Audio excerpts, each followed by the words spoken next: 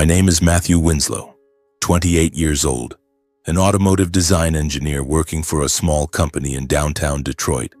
The job is stable, but my life is not. I live alone, in a cramped room with pale gray walls and simple furnishings, a bed, a desk cluttered with papers, and a small kitchen that I rarely use.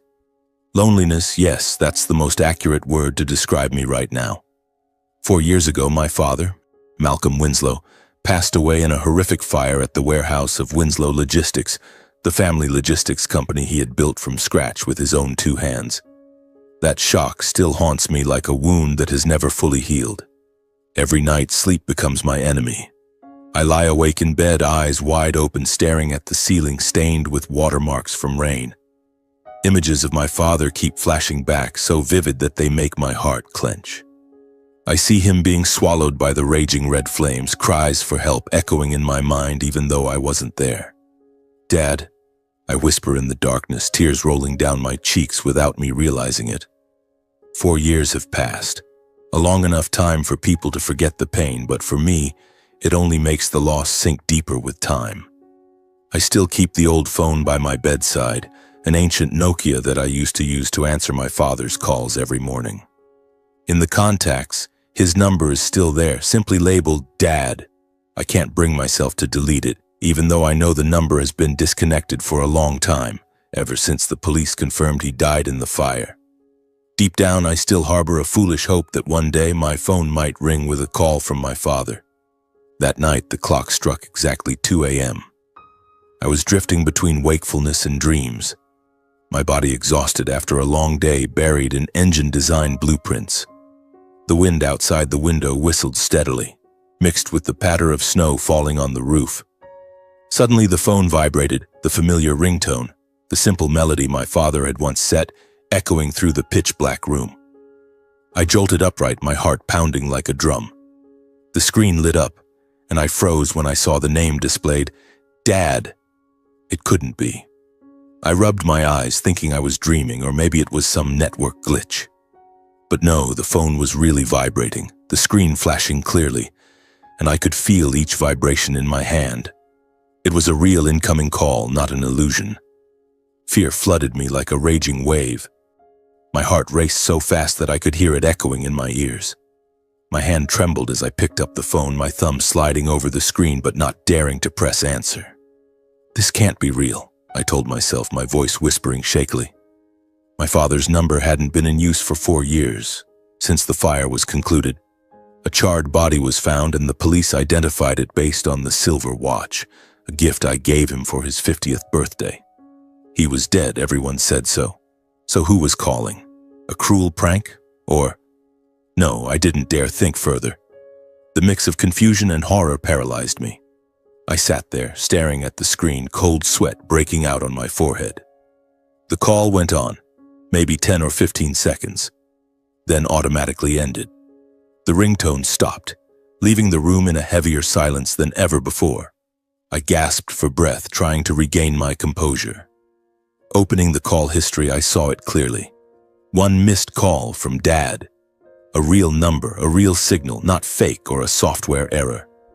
I tried calling back immediately, my finger pressing hard on the call button as if trying to prove it was just an illusion. But the mechanical voice responded, "The subscriber you are calling is currently unavailable." My heart sank, a wave of bewilderment spreading through my body. This wasn't a dream nor a joke. Someone, or something, had called me from my father's number. I turned on the bedside lamp, the room lighting up dimly, and began rummaging through the drawer by the bed. There, I still kept an old file about the fire, printed newspaper clippings, police reports, and a few photos. I opened it, my hands shaking as I flipped through. The image of the scorched silver watch appeared, its face distorted but still clearly engraved with Malcolm Winslow. That was the only evidence, they said. But now, looking at it under the yellowish light, a vague doubt began to stir in my mind, like a faint ray of light piercing through the darkness. Was that body really my father's? The question lingered, keeping me from closing my eyes any longer. I sat there in the cold room, holding the watch in the photo with trembling hands, as if it were whispering a secret buried for too long. The clock showed 3 a.m., Then 4 a.m. Then dawn began to break through the snow-covered window curtains. I couldn't sleep at all, just lay awake, my mind swirling with chaotic images. Last night's call was like a time bomb, awakening everything I had tried to bury deep in my heart. I got up, brewed a strong black coffee, trying to shake off the fatigue, but my hand still shook as I held the cup. Outside, Detroit was waking up, the sounds of traffic beginning to echo. But to me, the world outside seemed so distant. Morning arrived, and I dragged myself to the office like a soulless corpse.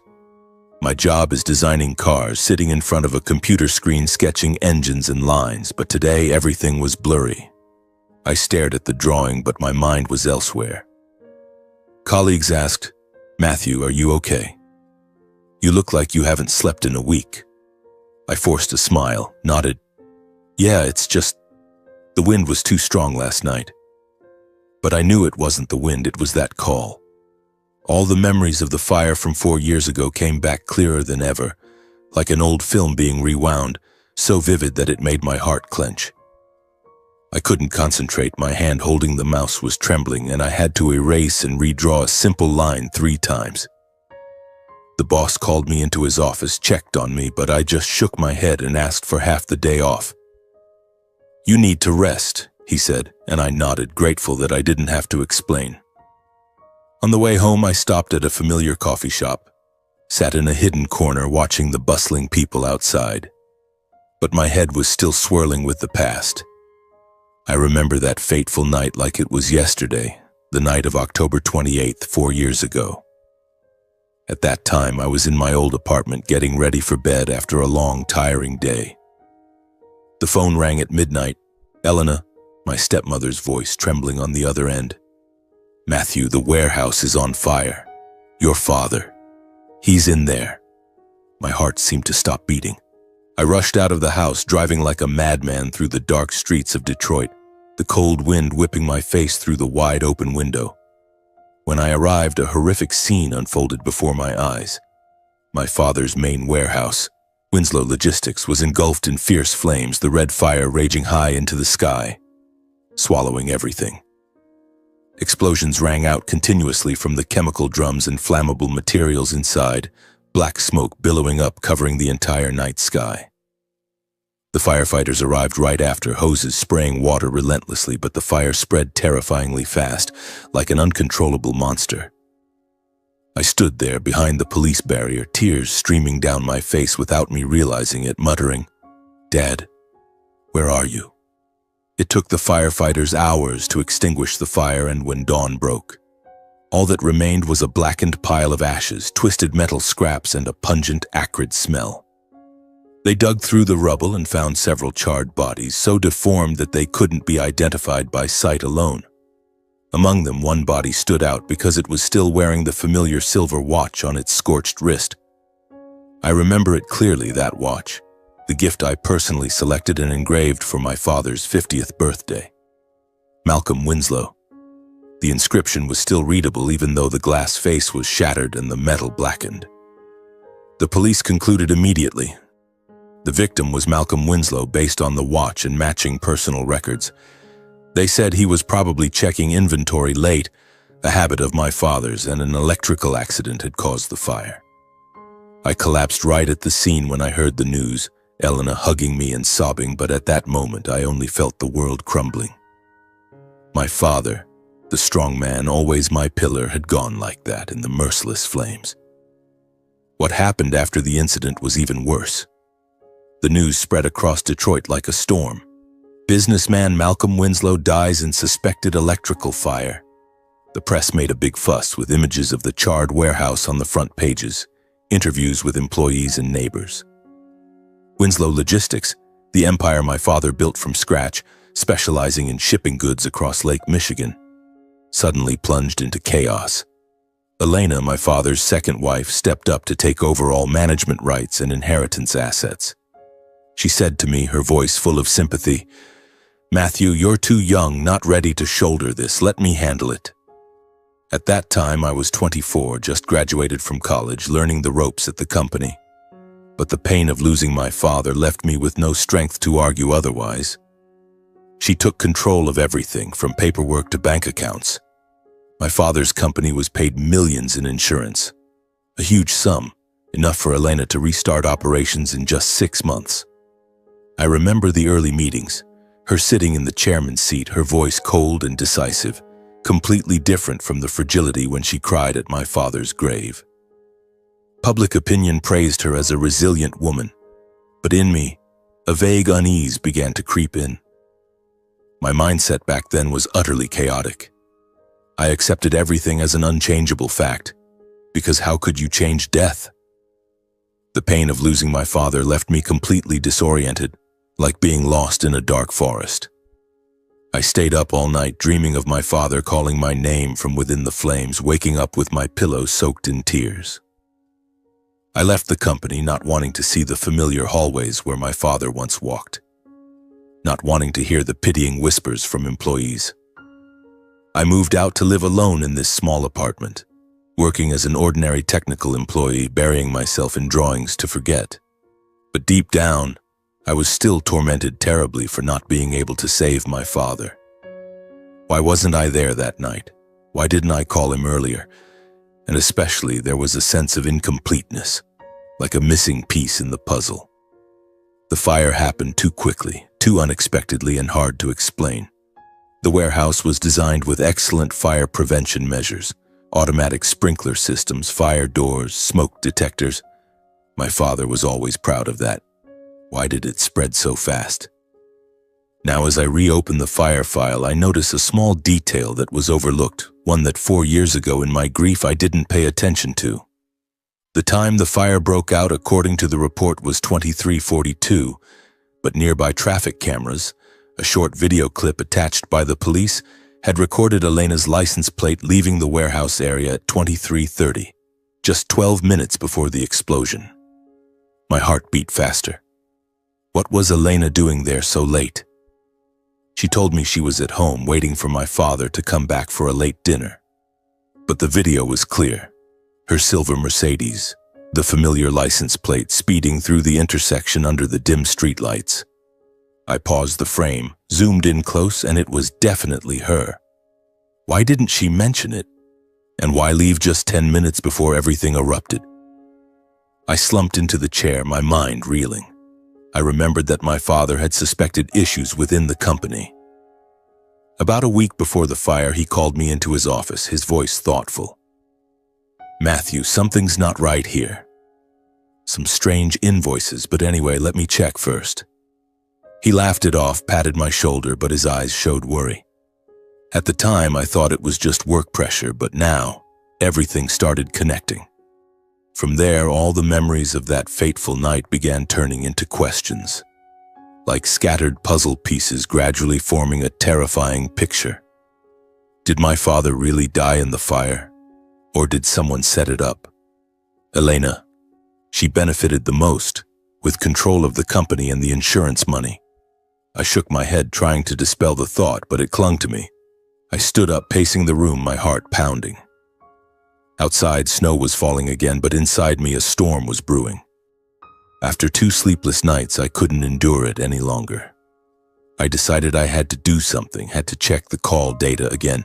I opened my phone, went into the history, and copied the incoming number.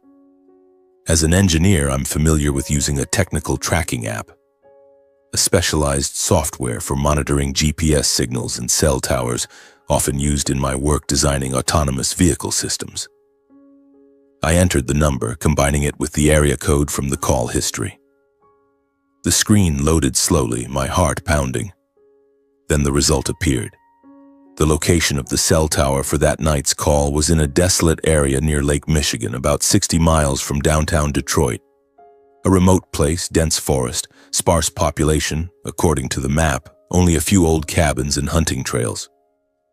I zoomed in and saw a vague address, a point near the lakeshore hidden among pine forests. Could it be a coincidence? Or was someone there using my father's number to call me? Fear flooded me, but mixed with it was a strong intuition, like an inner voice urging, "Go, Matt. The truth is there." I didn't wait for dawn. Right away I prepared. I rummaged through the wardrobe, grabbing a thick jacket, a wool hat, and a powerful flashlight. I stuffed the old phone into my pocket along with the silver watch.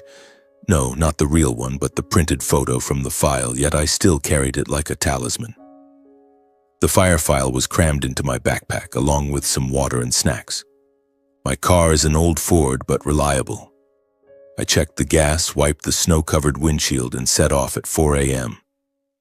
On the highway, the east wind whistled through the windows, snow flurrying lightly. I was both terrified. What if I encountered danger? A stranger, or worse, a conspiracy, and driven by an intuition I couldn't ignore. This was my only chance to find answers. The radio broadcast the weather report. Light storm from Lake Michigan, warning of slippery roads. I turned it off, focusing on the GPS. It was early winter, the sky covered in thick fog like a gray blanket shrouding everything. The forests on both sides of the road were bare, branches stark and reaching out like bony hands. The road to the lake area was winding and isolated, almost uninhabited. Only occasionally an old truck passing in the opposite direction, its headlights glaring through the mist. I drove slowly, gripping the steering wheel tightly, my heart pounding with every jolt on the rough road. The GPS led me off the highway onto a red dirt trail, muddy from melting snow. Destination 5 miles away, the mechanical voice announced. The atmosphere grew heavier, the wind from Lake Michigan blowing strongly, carrying the smell of salty water and rotting leaves. I imagined my father here in hiding, and the thought made my eyes sting with tears. But then fear crept in. What if this was a trap? Finally, the GPS pinpointed it, an old wooden cabin hidden among towering pines and dense reeds along the lake. I parked the car 100 meters away, turned off the headlights, and observed. The cabin looked like it was from the last century. Wooden walls scorched in places as if licked by fire, a rotting roof covered in moss. Everything had an ashen, time-worn hue like an unhealed wound slowly oozing blood. No cars, no lights, just the wind whistling through the door cracks and the distant sound of lake waves crashing. My heart raced wildly, my hand trembling as I held the flashlight. I stepped out of the car, the biting cold seeping through my jacket, giving me goosebumps all over. Intuition urged, "Go in." I approached, my footsteps light on the crunching dry leaves. The cabin door was ajar, unlocked as if inviting me. I pushed it gently, the door creaking open, and a gust of cold air hit my face. Inside was pitch black, dust thick on the rotting wooden floor, the air damp and musty, making me cough. I turned on the flashlight, sweeping it around. A simple room, an old wooden table, broken chairs, and a small stove in the corner. But then I noticed signs that someone had lived here recently. On the table, a coffee cup with residue still in it, not fully dry, perhaps from a few days ago. In the kitchen, a few packaged food boxes, dry bread, and an unopened soda can. On the floor, a few local newspapers from last month, headlines about Lake Michigan weather. My heart beat faster. Someone had been here and hadn't left long ago, not a ghost, but a real person. Then the flashlight beam swept to the table in the middle of the room. An old phone, identical to my father's, the battery removed and lying beside it, no SIM card. My hand trembled as I picked it up, inserted the battery, and turned it on. The screen lit up slowly, no password. I went into the call history and froze. Only one call had been made at exactly 2 a.m. that night, matching the time I received it. No contacts, no messages, just one outgoing number. Mine. My heart seemed to stop. This was the phone that had called me. Someone here had used it to contact me, then left it behind like a clue. Fear and hope mixed in me like a raging wave. I slumped into the chair, gasping for breath. Everything here evoked my father, the smell of old wood like the Winslow warehouse, the newspapers he used to read. But no clear traces. No clothes, no personal papers, just pieces of evidence seemingly left intentionally to guide me. I began to believe my father had been here, living in seclusion, and wanted me to find out. But why? And where was he now? I swept the flashlight everywhere, rummaging through the desk drawers with faint hope. And then, in the bottom drawer, I discovered a small folded piece of paper, its edges scorched as if from an old fire. I opened it, my hands shaking. Familiar handwriting, slightly trembling, identical to my father's. A short line, almost like a password or code. KM4Y127. KM might be an abbreviation for what? 4Y? 4 years? 127, a room number or some code? I didn't understand the meaning yet, but intuition told me it was related to the Fire or Winslow Company. I took a photo of the paper, stuffed it into my pocket, my heart pounding. This was a signal, I was sure. My father, if it was him, was leading me further. As I left the cabin, the sky suddenly poured down icy rain, heavy drops pounding the rotting wooden roof like drumming. I ran to the car, drenched, but in my heart, a belief was forming. Someone, perhaps your own father, is leaving signals in the ashes of the past, leading you to the truth. I drove back to Detroit in the rain and wind, my mind chaotic but more determined than ever. That string of characters would be the next key, and I wouldn't stop. The drive home stretched endlessly, rain lashing the windshield like leather whips, blurring my vision. I gripped the steering wheel tightly, my knuckles white from cold and tension. Rain pattered on the car roof, blending with the static radio broadcasting the weather report, but I heard nothing. My mind spun with that scorched piece of paper, KM-4Y-127. What could KM stand for? Kent, Michigan, or someone's initials? 4Y, 4 years, exactly the time since the fire. 127, a room number, a lock code, or an address? Intuition told me this was no coincidence. It was connected to my father, to Winslow Logistics. I drove through slippery highways, headlights from oncoming cars startling me several times. I reached Detroit in the late afternoon, the city already lit up, but the rain hadn't stopped, turning the streets into muddy rivers. I parked in front of the apartment, dashed inside, my jacket dripping water. The tiny room now looked like a battlefield. Fire files spread across the table, the computer screen glowing, and that paper sitting prominently beside it. I took off my wet jacket, brewed a steaming cup of coffee, trying to calm down. Over the past 4 years, I'd left Winslow Logistics, but I still had access to the old data system. An engineer's account Elena had never deleted, perhaps thinking I was harmless. I opened my laptop, logged in via VPN to avoid detection, my heart pounding. The system was slow, but eventually I accessed the old data repository. Warehouse lists, inventory codes, shipping history. I typed KM-4Y-127 into the search bar, my fingers trembling as I hit enter. The screen loaded for a few seconds, then the result appeared.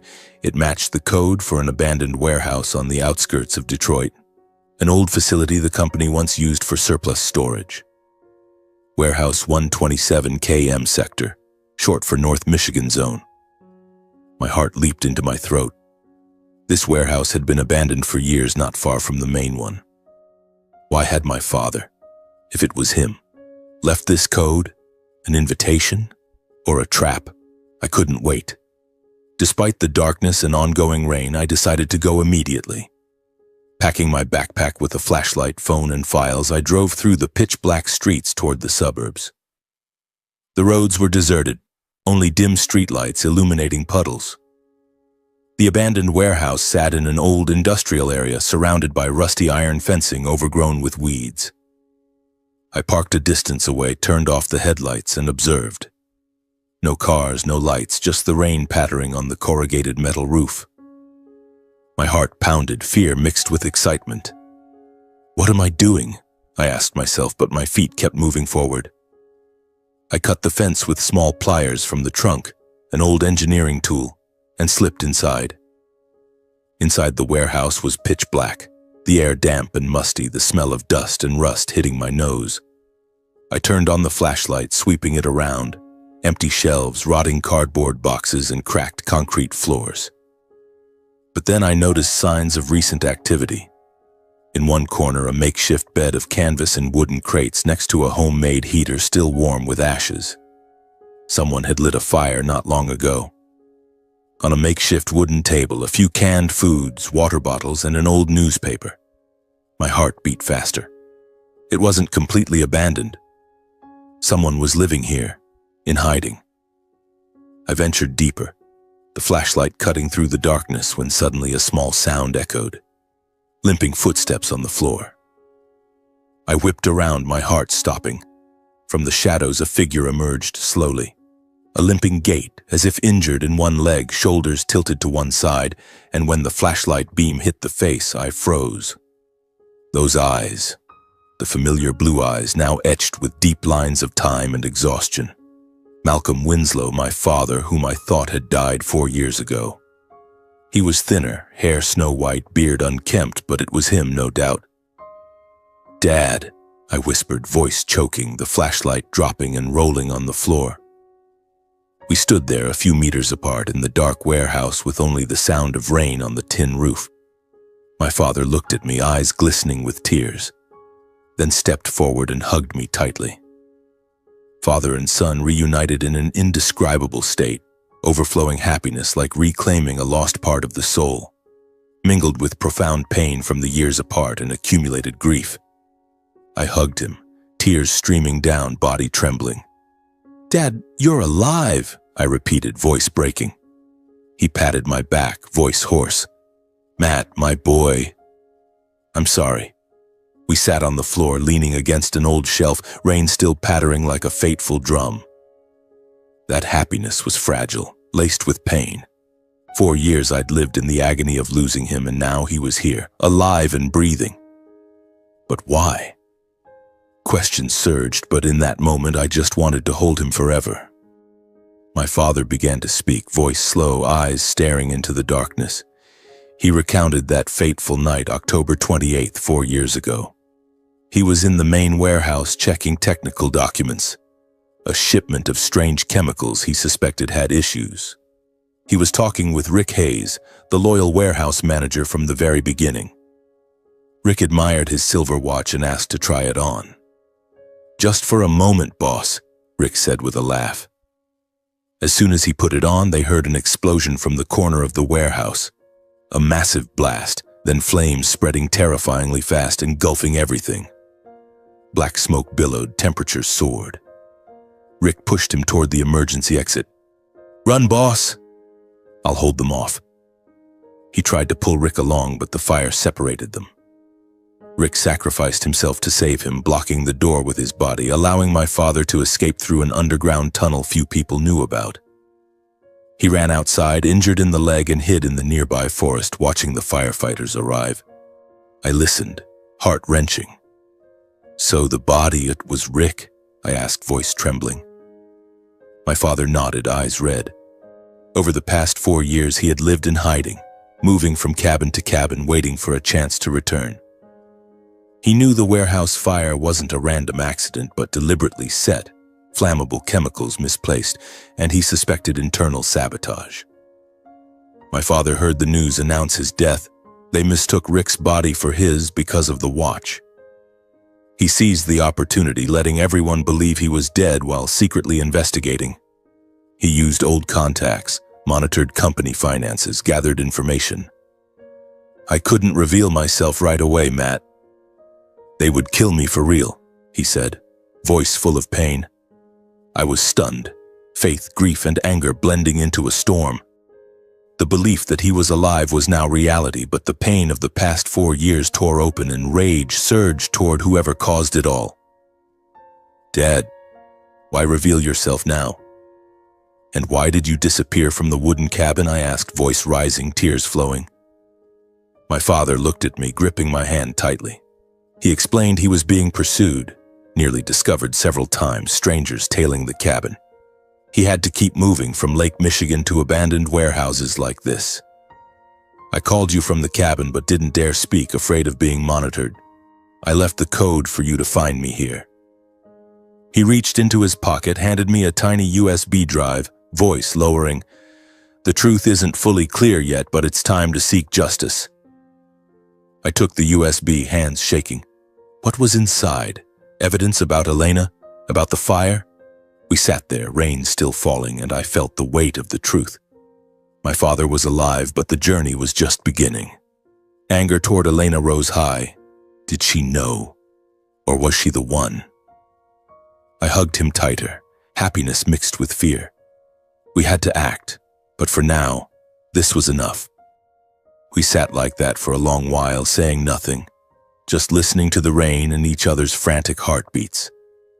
My father stroked my hair the way he used to when I was little, his voice hoarse. Matt, we have to be careful. They're still hunting me. I nodded, wiped my tears, and decided to act immediately.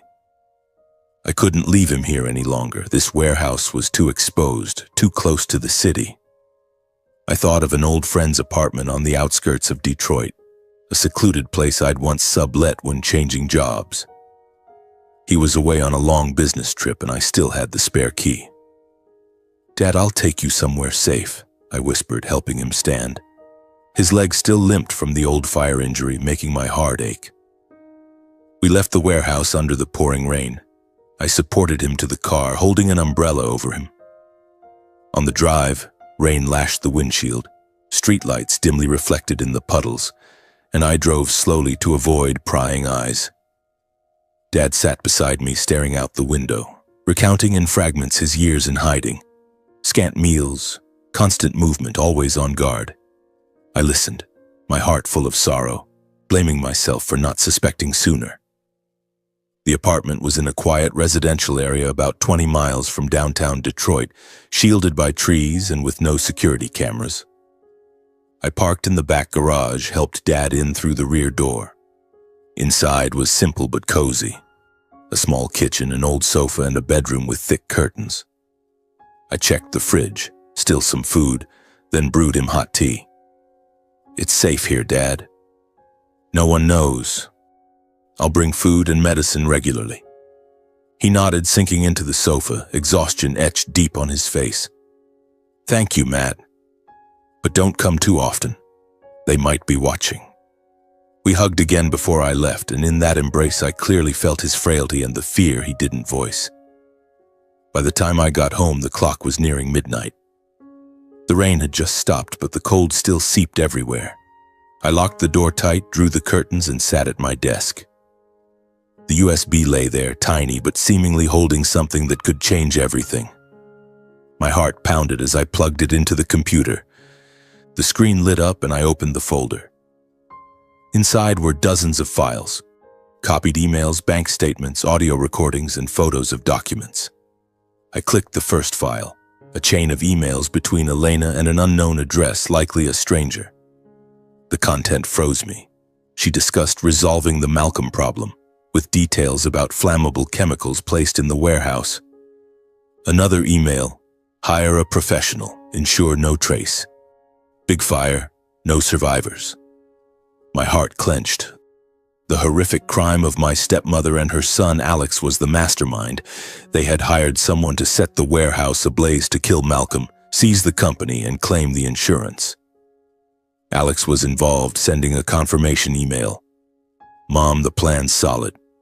The watch will be perfect evidence. The watch, my gift, was used to cover it up. Trembling, I opened an audio file, Elena's cold voice speaking to someone. He has to die. The company is mine. Then more recent files. When she learned my father was alive, perhaps through rumors or surveillance, she continued hiring people to hunt him down. Photos of contracts with hitmen, addresses of cabins Dad had stayed in. She knew he was alive and wouldn't stop. Rage surged through me like fire, my hand clenching the mouse. For 4 years I'd lived in misery while she lived luxuriously on what my father had built. I stood, pacing the room, angry tears streaming. How could she? I whispered, punching the wall until my knuckles bled. The next morning I didn't go to the office. I called in sick. My mind spun with the evidence, but I knew I couldn't act alone. I needed an expert. I thought of Jake, my college friend, now a lawyer at a small firm downtown Detroit. We'd been close, and he specialized in criminal law. I called him, trying to keep my voice steady. Jake, I need to meet you urgently. It's big. He agreed to meet at our usual coffee shop, a crowded place to avoid attention. On the way, I kept checking the rearview mirror, afraid of being followed. The cafe was warm, coffee aroma filling the air, but my heart stayed ice cold. Jake was waiting, tall with glasses, smiling warmly. "Matt, you look like a ghost. What's wrong?" I told him everything from the midnight call to reuniting with Dad, then handed him the USB. Jake listened, his face growing serious, then opened his laptop to review the files. His eyes widened. "My God, Matt, this is irrefutable evidence. Emails, recordings, proof of intent to murder, arson, insurance fraud." But then he shook his head, voice low. "The evidence is strong, but not enough to definitively charge your stepmother. Emails from anonymous addresses could be dismissed as forgeries. The recordings clearly have her voice, but need technical authentication. And the link to Alex, her son, is weak, just a few indirect emails. To prosecute for murder, asset seizure, and will forgery, we need more direct evidence. Witness testimony or undeniable financial proof." I slumped in my chair, disappointment surging. "So what now, Jake?" My dad's in hiding, his life hanging by a thread. Jake patted my shoulder. "We need to gather more. Maybe dig into internal sources or track finances. But be careful, Matt. This is major crime. Your stepmother and half-brother are very dangerous." We needed to discuss further. Jake promised to help pro bono, and I left the cafe with a flicker of hope but a heart full of worry. Back at Dad's place, I brought food and medicine. He was reading an old newspaper, looking slightly better. I told him everything about the USB and meeting Jake, voice trembling. Dad listened, eyes darkening. I suspected Elena for a long time, but never thought she'd go this far. Alex, the boy's being manipulated by her. We sat at the small kitchen table, rain falling outside the window again, planning how to collect and complete the evidence. "We need enough to prosecute Elena and Alex for murder, asset seizure, and forging the will," I said, voice determined. Dad nodded. "The will, she altered it to cut you out. I have the original hidden somewhere." We mapped out a detailed plan. Track finances through old bank contacts, find witnesses like former hired hands, but the key was direct information. "Alex," Dad said, eyes lighting up, "he's not entirely bad. He's under his mother's thumb. If you approach him, act friendly, he might spill."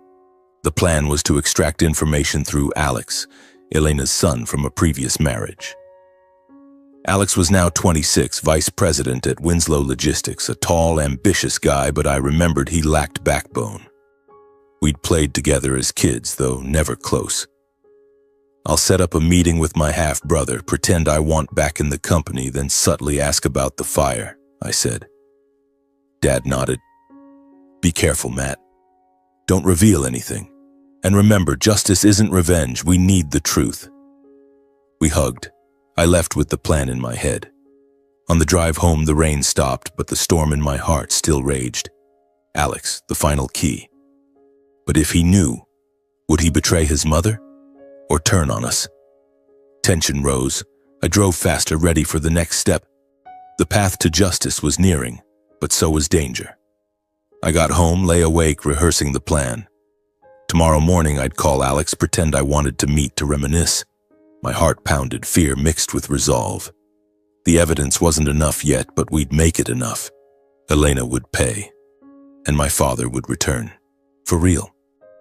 That night stretched endlessly, like an unending nightmare. I lay in bed, eyes wide open, staring at the mottled ceiling, my mind swirling with chaotic images. The USB with its cold emails, Elena's voice in the recording, and my father's face, gaunt, weary, yet full of resolve. I imagined the meeting with Alex. We weren't very close. He was Elena's son from her previous marriage. I began to worry. What if he refuses, or worse, tells Elena? The thought made my heart clench, but there was no other choice. Jake said we needed direct testimony, and Alex was the key. Dawn crept through the curtains, bringing the weak winter sunlight of Detroit. I sat up, hands trembling as I picked up the phone and took a deep breath. That morning, I called Alex from a burner SIM I'd bought at a convenience store to avoid tracking. His voice came through, polite but wary. "Hello, who's this?" I swallowed hard, trying to sound calm. "Alex, it's Matt. Matthew Winslow." A few seconds of silence, then he sighed. "Matt? Wow, it's been a while. Why are you calling from a strange number?" I forced a laugh, pretending friendliness.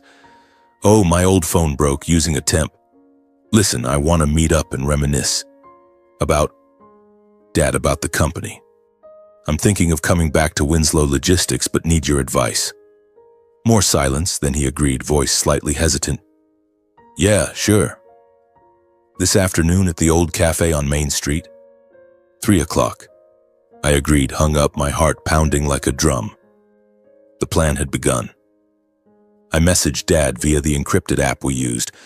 "Meeting Alex this afternoon." "Stay put, Dad," he replied briefly. "Be careful, son." On the way to the cafe, I kept checking the rearview mirror, afraid of being followed.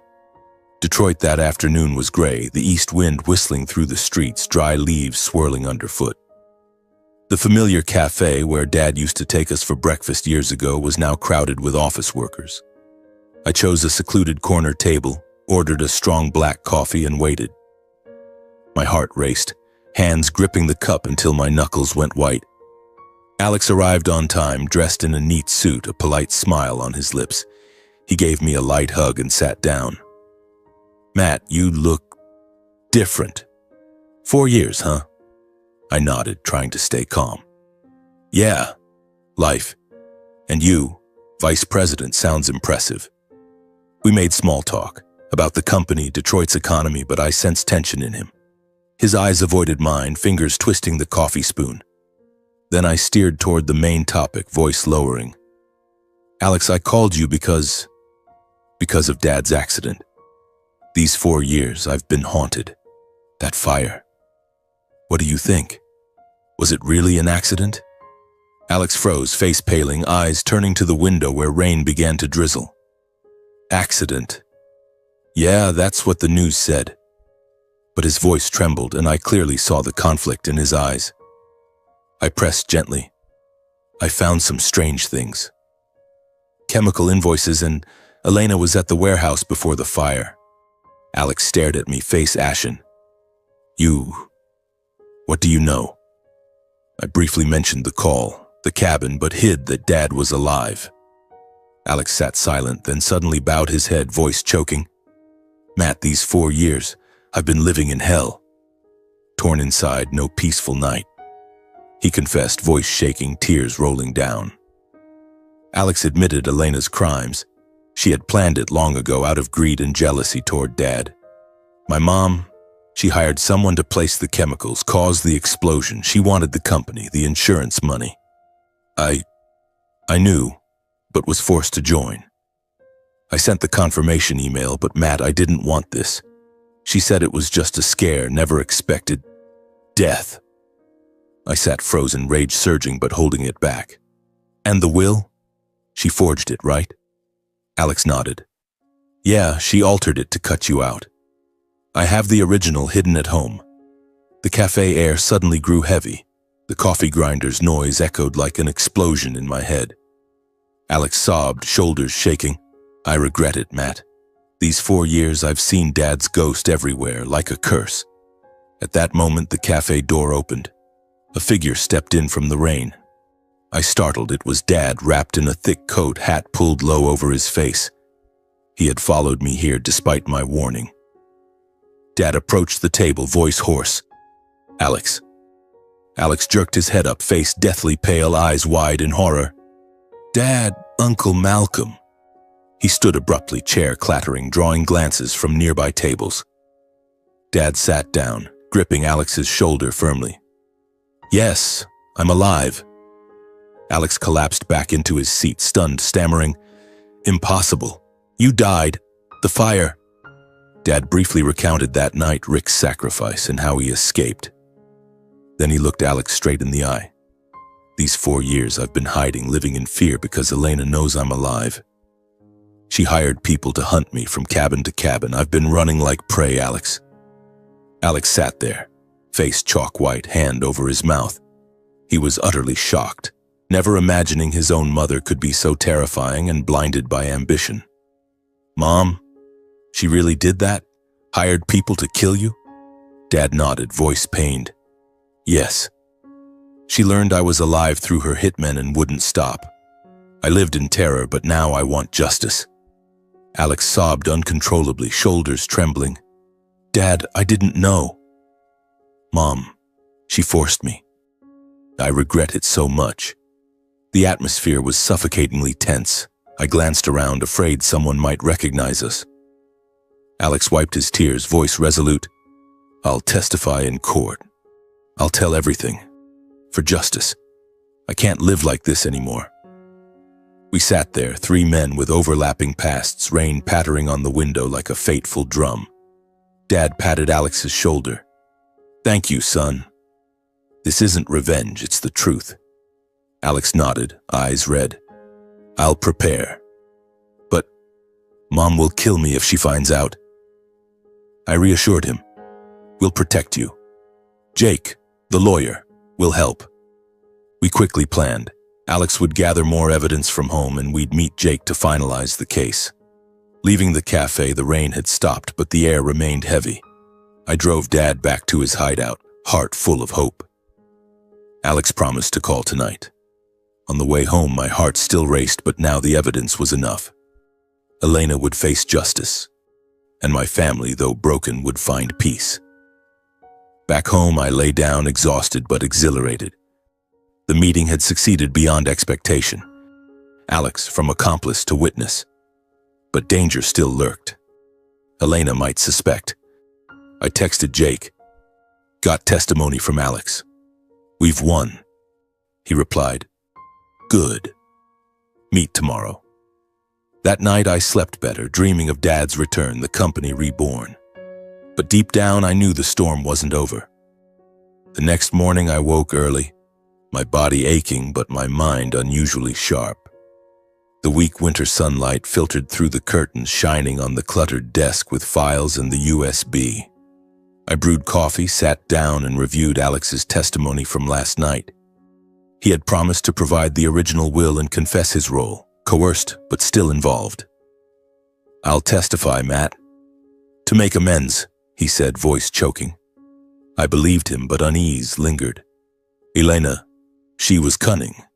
If she suspected Alex's change of heart, she would act." I called Dad, whispering into the phone. "Dad," Alex agreed. "But we have to move fast." Dad sighed on the other end. "Good, son. But be careful. She's dangerous." We arranged to meet Jake that afternoon to compile the evidence. The meeting at Jake's office was tense. Jake, with his thick glasses and neat suit, spread the files on the table, eyes lighting up when he heard about Alex. "Direct testimony from her own son? This is a ticking bomb, Matt." We reviewed the USB. Emails, recordings, wire transfers to hitmen.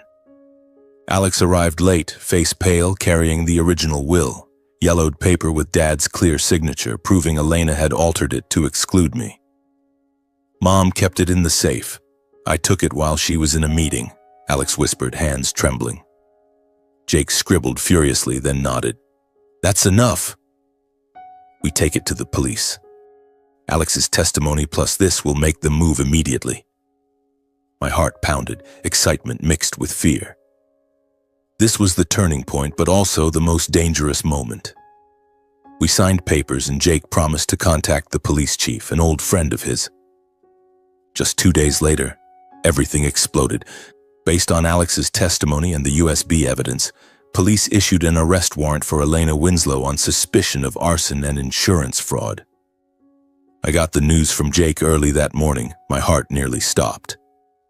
"They're heading to Winslow Logistics headquarters right now," Jake said over the phone, voice thrilled. I rushed out of the house, driving like a maniac to the old company where I once worked, where Dad had been the boss. On the way, local radio reported, "Police raid Winslow Logistics, suspected link to 4-year-old fire." My heart thundered, cold sweat breaking out. When I arrived, chaos unfolded. Police cars with flashing lights surrounded the glass high-rise. Employees gathered outside, faces panicked. Media was already there, cameras flashing, reporters jostling with microphones. Elena was arrested right at Winslow Logistics headquarters in front of employees and the press. I stood in the crowd, heart racing, witnessing the scene. She was in a board meeting, her shrill voice echoing through the glass doors. "Today we sign the new contract." Then the doors burst open. Police stormed in, led by a tall inspector with the warrant. "Elena Winslow, you are under arrest for suspected arson, murder, and insurance fraud." She froze for seconds, face ashen, then erupted in fury. She screamed, struggling as handcuffs clicked. "Are you insane? I'm innocent. This is a setup. Who's behind it? Alex, that traitor." Her voice pierced, full of rage, hair disheveled, eyes blazing. Employees whispered, some cried, media filmed relentlessly. Images of her handcuffed and furious spread across Detroit media in hours. Front pages, viral videos on social media. Businesswoman Elena Winslow arrested, suspected of staging fire to kill husband. I stood there, heart twisting, both satisfied and pained. She had been my stepmother, hugging me, sobbing at Dad's funeral. Now what? A monster. Investigators reopened the 4-year-old fire case immediately. They collected technical evidence, financial records, and DNA from the victim at breakneck speed. I was called to the station to testify, sitting in a cold interrogation room, recounting the midnight call, the cabin, and the USB. Dad remained in hiding, but Jake assured his safety. Experts dug through old ashes, tested residual chemicals, and analyzed Elena's bank accounts. They found large transfers to hitmen, the strange men Dad had mentioned. Then the DNA results came like a bomb. The fire victim was not Malcolm Winslow, but the warehouse manager, Rick Hayes. That charred body was Rick, who sacrificed himself to save Dad. The news spread, shocking all of Detroit. "Winslow fire victim, not the owner. Deadly mistake?" Media went wild, interviewing Rick's family, public opinion turning sharply against Elena. Financial evidence and recordings clearly showed Elena staged the fire to kill her husband, claim insurance, and seize company control. Invoices for flammable chemicals under fake names, emails planning with hitmen, and her recorded voice, "He must disappear forever," all matched Alex's testimony. She was held without bail due to the severity. I met Alex at the station. He looked gaunt but resolute. "You did right, Matt.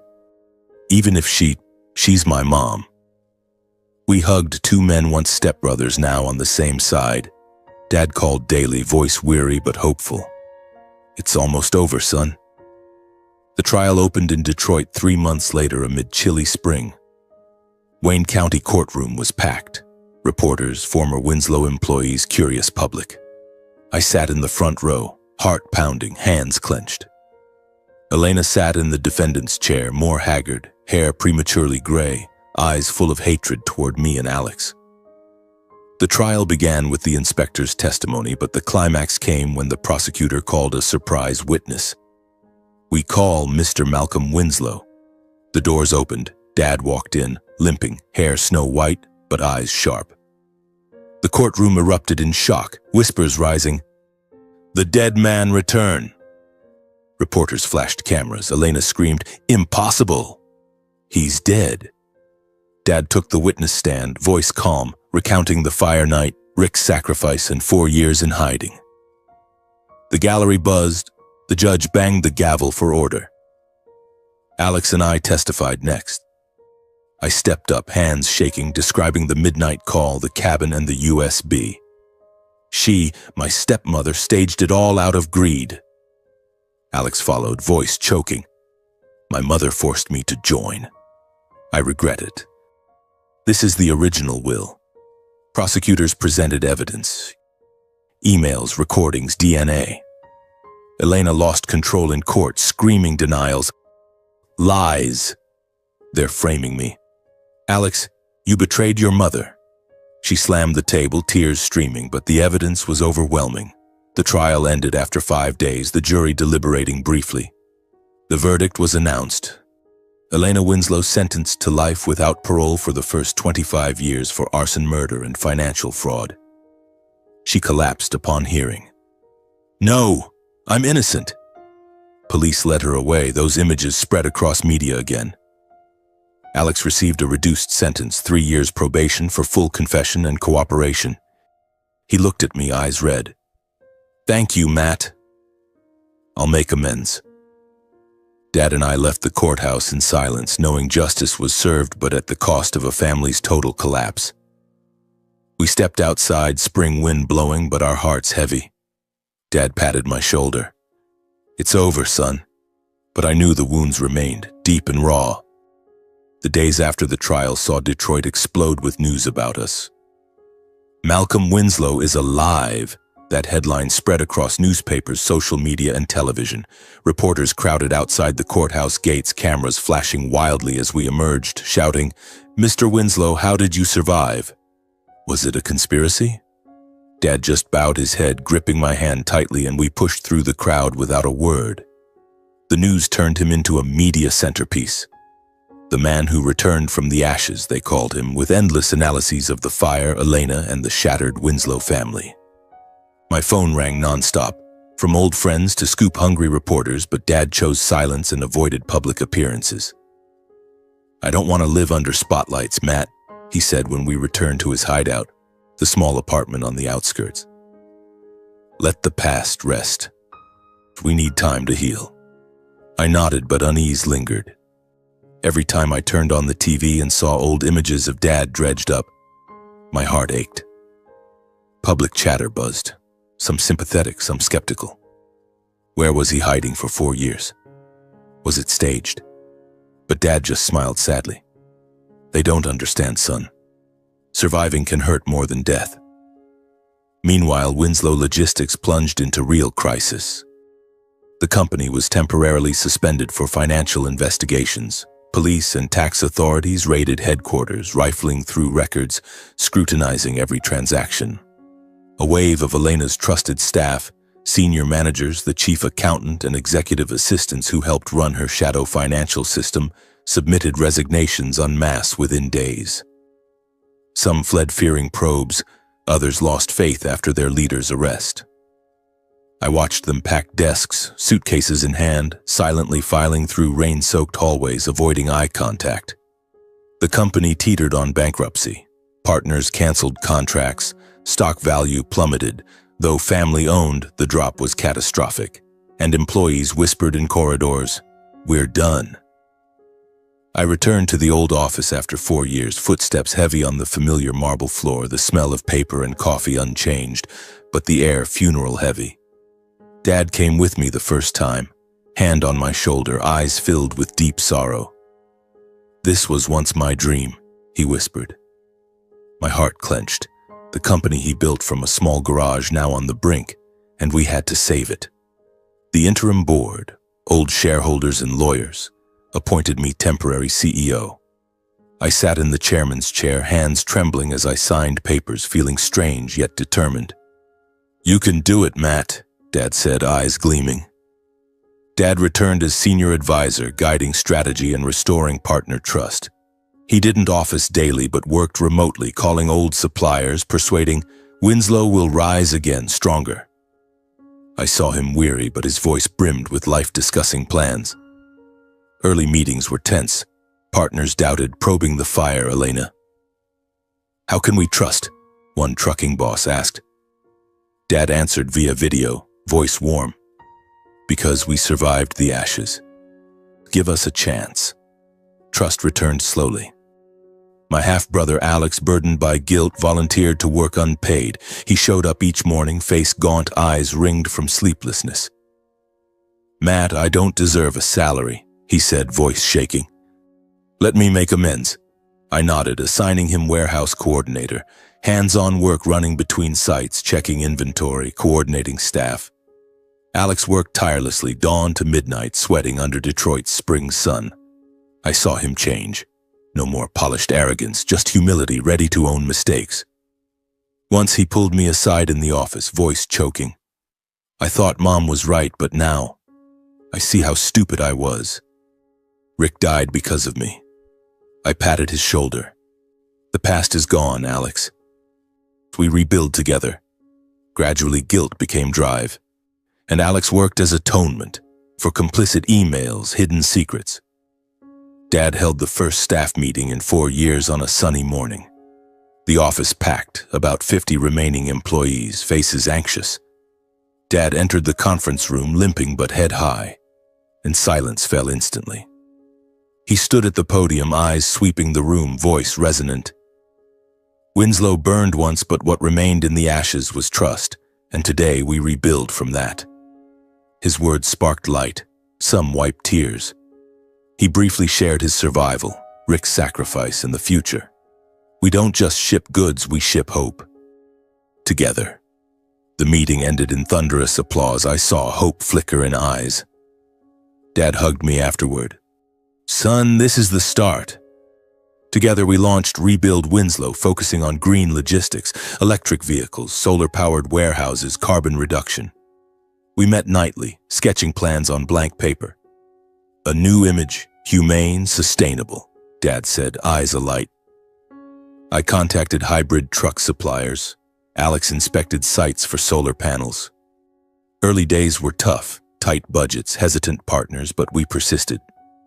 One afternoon, installing the first panel at the old warehouse, Dad stood watching, wind ruffling his white hair. This is the future, Matt. Not just profit, for the next generation. My heart warmed yet anxious. Would the project succeed, or would the company collapse? Media gradually praised. From Winslow family shattered to Winslow's rise from ruins. Articles lauded Dad's return, the Green Initiative, our overcoming. Public view shifted to admiration over pity. They're a symbol of resilience, one wrote. Reporters called, but Dad declined. Talk about the company, not me. Partners returned, praising the vision. Alex and I grew close. Tension at first, I remembered his complicit emails, but shared work taught us to let go. One late office night, Alex confessed, Matt, I was jealous of you. But now, you're like a real brother. We laughed, clapped shoulders, forming true brotherhood, sharing meals, plans, even joking about old days. Dad spent much time at the burned warehouse site. He renovated it into the Rick Hayes Memorial Center, honoring the manager who died saving him. I saw him there daily, overseeing builders planting trees around old ashes. Rick saved me, son. This will remind us of sacrifice, he said, hand on a small headstone. The center wasn't just memorial, but a safety training hub with modern fire prevention models. Dad stood there, wind blowing, eyes distant. From ashes, we learned to live. Finally, after 6 months of probes, Winslow Logistics regained operating licenses. We signed the first major post-crisis contract, green shipping for a big Michigan automaker. News spread, employees cheered in the office. Dad hugged Alex and me. We're back. Signs of true revival, from bankruptcy's edge to new hope. But I knew the journey wasn't over. Wounds still ached, but from them we grew stronger. 1 year had passed since that fateful trial, and Winslow Logistics had resumed stable operations, like a ship that had weathered a storm and now glided smoothly across Lake Michigan. Revenue gradually climbed back, not in the explosive way of old, but steadily built on the green contracts we pursued. The company wore a new face, smaller, leaner, with fewer employees, but all deeply committed. We focused on transparency, every invoice publicly audited, every decision collectively discussed. The reborn from ashes image became our slogan, printed on the new logo, a flame transforming into a green tree. I remember the year start meeting when employees applauded the financial report, eyes shining with hope. We didn't just survive, we're better, I said, voice trembling with emotion. But behind the smiles, I still felt the old pain, sleepless nights thinking of Elena, Rick, and 4 lost years. The company revived, but hearts needed time. Malcolm Winslow, my father, officially retired on an autumn morning as golden leaves fluttered outside the office window. He sat in the chairman's seat one last time, gazing around the meeting room with nostalgic eyes. "I'm old now, boys," he said, voice warm yet weary. "I'm handing full control to Matthew and Alex. I trust you'll do better than I did." We hugged him, tears streaming. Dad lived more peacefully than ever, moving to a small house by Lake Michigan, where he spent time tending garden plants, reading by the fireplace, and mending bonds with his two sons. Every weekend he called us over, cooking simple meals, grilled meat and salads from homegrown veggies. "I want to make up for the lost years," he whispered as we sat by the lake watching the fiery sunset. "He taught me to plant pines. Patience, son, like life." With Alex, he was gentler, listening to his guilt and advising, "The past is a lesson, not a shackle." Dad became our emotional anchor, not the boss anymore, but the true father we thought lost forever. I, Matthew, became the youngest CEO in company history at 29. Sitting in Dad's old office, gazing at Lake Michigan sparkling under the sun, I felt the weight of responsibility. I ran things calmly, ethically, lessons from Dad and our losses. No more rushed, profit-driven decisions, always considering employees, environment, and morals. Once when a partner suggested cutting corners to save costs, I refused. We don't do that. Winslow is transparent now. Employees respected me, calling me young Matt with affectionate smiles. But behind the calm, I had weak moments, like staring at the silver watch photo, recalling the fire. Then I'd drive along the lake, wind whipping my face, reminding myself, stay strong, for Dad, for Rick. Work was busy, but I found joy, seeing staff laugh during breaks, revenue rising, knowing I built something meaningful. Alex worked as operations manager, running between warehouses, checking trucks, coordinating schedules. He toiled tirelessly, dawn to dusk, sweating under Detroit's summer sun. Colleagues respected his honesty and redemptive spirit, never hiding mistakes, always owning them.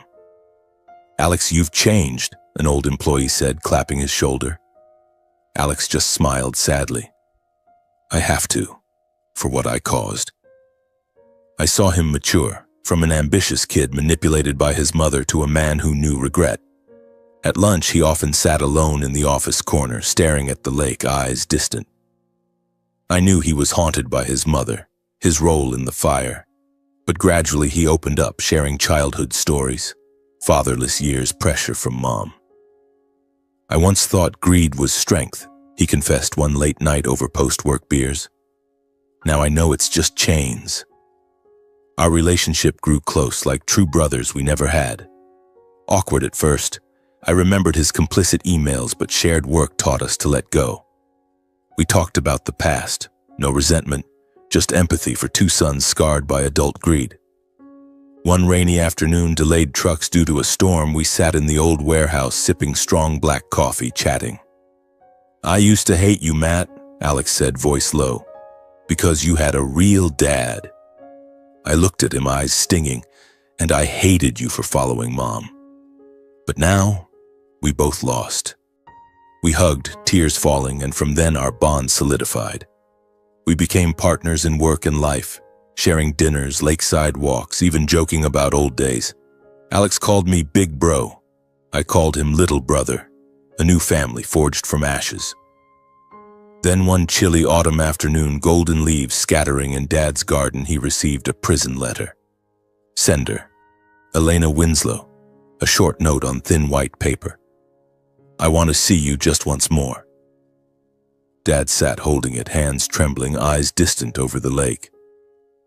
"Dad, what do you think?" I asked, heart pounding. He sighed. "She's Alex's mother and was my wife. We can't run forever."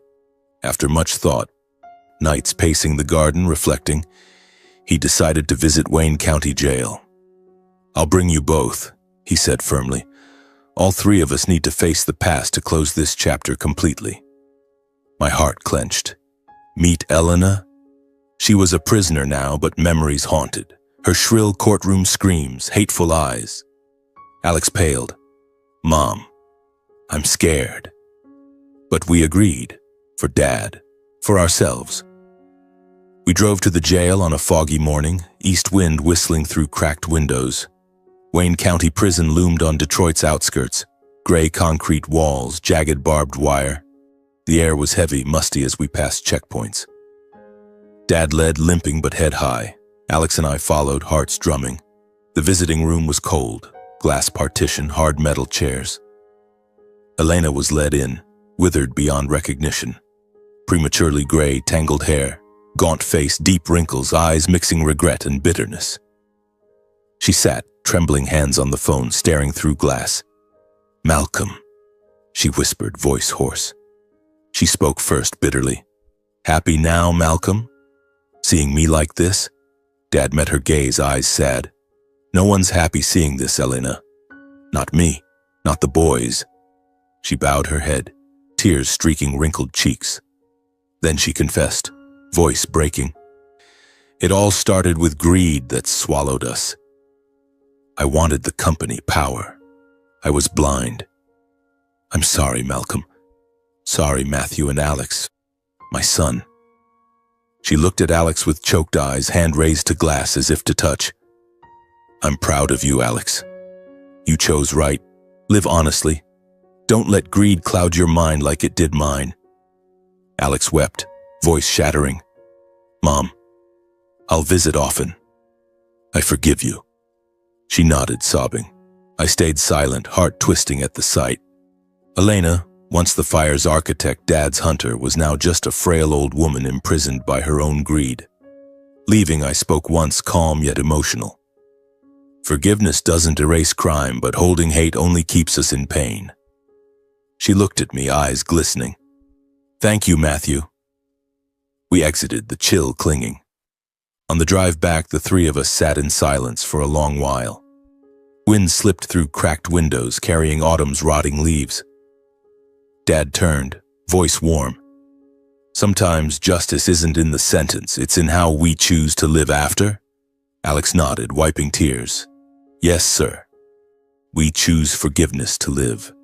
I drove, heart lighter, the wound scabbed, scar remaining. My family finally reclaimed what seemed lost, not wealth, but truth and kindness. We lived on, rebuilding Winslow Logistics as a symbol of rebirth. Dad tended his small backyard garden. Alex and I ran the company, returning it to original values.